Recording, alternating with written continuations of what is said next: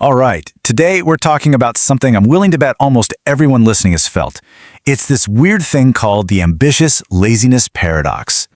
So, does this sound familiar? You've got these huge, amazing dreams, right? Ideas are just firing off in your head. But then, when it's actually time to do something, the couch just kind of calls your name. It's such a weird feeling, isn't it? To be so driven, but also kind of stuck. Well, we're going to get to the bottom of it. Yeah, we're calling this the ambitious laziness paradox. And it really just nails that feeling. That feeling of your big, life-changing goals and your actual daily habits being on completely different planets. And this internal conflict? Oh, it is a battle. On one side, you've got your CEO brain barking out these big orders. Write that book, launch that project, come on. But then, on the other side, your body has a totally different to-do list, doesn't it? Just one more episode. Let's just scroll for a few more hours. Actually, a nap sounds perfect right now.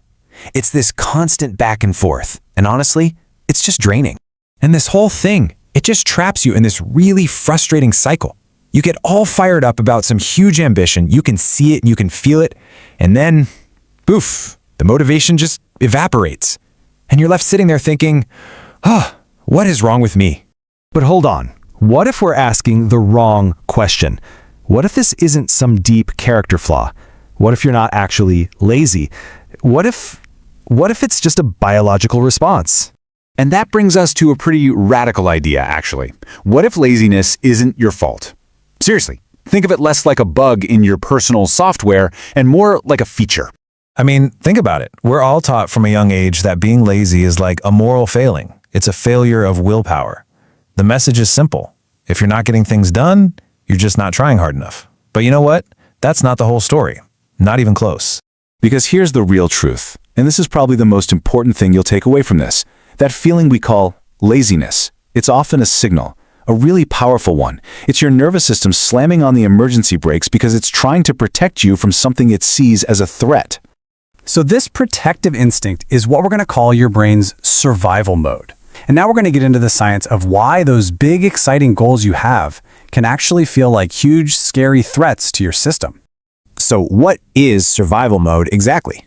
Well, it's a biological state. It's when your nervous system thinks there's a danger, and it could be any kind of danger, and that whole fight, flight, or freeze thing kicks in. Suddenly, your body prioritizes staying safe right now over everything else, and that includes your awesome long-term goals. And the result? Avoidance, procrastination. That feeling we just called being lazy. And here's the wild part. Your brain, especially that ancient part of it that acts like an alarm system, it doesn't always know the difference between a real physical threat, like say a tiger jumping out at you, and a modern abstract threat, like the huge, overwhelming goal of writing a book. To your nervous system, both of those can sound the exact same alarm bells. And once that alarm goes off, it sets off this whole chain reaction. So step 1, you identify a big goal. Step 2, your nervous system sees the size of it, the uncertainty, and it gets totally freaked out. Step 3, survival mode gets activated. And the final step, action just stops. Your brain literally puts the brakes on to keep you safe from this big, scary thing. So let's just be crystal clear about this. The problem is not that you lack desire. It's not that you don't want it enough. It's that you have an excess of your brain's self-protection system kicking into overdrive. Okay, so if our brain has this super sensitive security system, how in the world do we get past it? Well, that brings us to the solution, the 2-minute doorway. It's a super simple but really powerful way to sneak right past your brain's security guards. That's it. Just 2 minutes. This is the key that unlocks everything. And I know it sounds way too simple to actually work, but its power is in that exact simplicity. So why 2 minutes? Well, because it's what we call a biological doorway.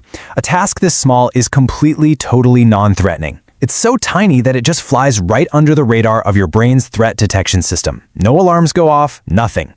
We've all heard that the hardest part of any great journey is just taking that first step. Well, the whole goal of this strategy is to make that first step so ridiculously, almost laughably easy that your brain can't even come up with an excuse to say no. All right, so the theory sounds great, right? But let's get practical. How do you actually use this to start, anything? Let's put the 2-minute rule into action. It's a super simple 3-step process. First, think of that big, intimidating goal that's been hanging over your head. Got it? Okay, second, shrink it way, way down. Find a version of it you can do in 2 minutes or less. And third, and this is the most important part, do that tiny version, like right now. So for example, if your big goal is write a book, your 2-minute start is just write 1 sentence. Want to run a marathon? Your start is just put on your running shoes. Does the whole house feel like an impossible mess to clean? Just put 1 dish away. Do you see how these suddenly feel totally doable?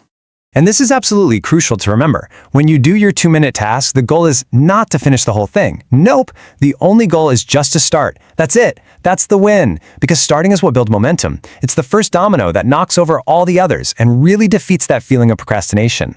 So, let's do a quick recap. What are the big takeaways here? First, remember that laziness is usually just a protective stress response. Second, those big goals you have can accidentally trigger your brain's survival mode. But the secret is to use the 2-minute rule to bypass that response. And finally, just make starting so easy that you can't say no. At the end of the day, this isn't about hustle culture or just grinding and forcing yourself to work harder. It's about working smarter. It's about working with your own biology instead of constantly fighting against it. It's about understanding how you're wired and then using that knowledge to your advantage.